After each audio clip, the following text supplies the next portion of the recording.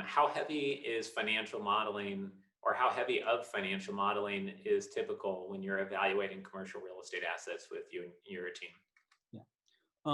I would say it's fairly moderate. I don't get too impressed by a lot of fancy schmancy Excel programs, or, at the end of the day, and again, I don't think I'm particularly exceptional. When I look at a deal, I can tell you within 5 minutes in the back of a napkin and a calculator whether this thing's going to make sense. Not all deals are like that, and not all deals are that simple. But at the end of the day, the more brain damage and financial engineering I have to get through to understand a transaction, usually what it means is there's something wrong, right? Or there's fraud.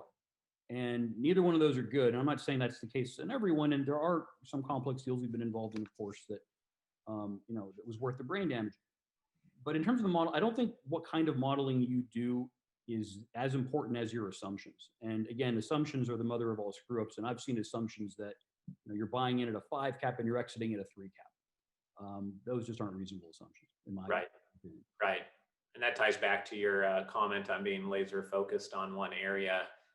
If you are, then you can make that judgment in 5 minutes. Whereas if you don't know the price per door in the area and you don't know how much rents, then it's going to take you a while to figure out which way is up, obviously. So absolutely. And to your earlier point also, the more you specialize in, the smaller the world in which you're specializing in. And I have a colleague of mine who is very similar to what you were mentioning, focusing on 1 or 2 blocks.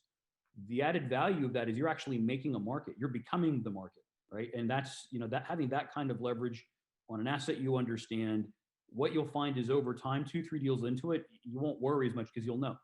And that's why buying stuff that's contiguous, and we're doing a deal right now where we've owned a property for 5 years, we understand it, and the one literally next door came on the market on the water in Fort Lauderdale, and it's a no-brainer for us. We don't have to, we know what we're getting, and that's what you find. It's the learning curve.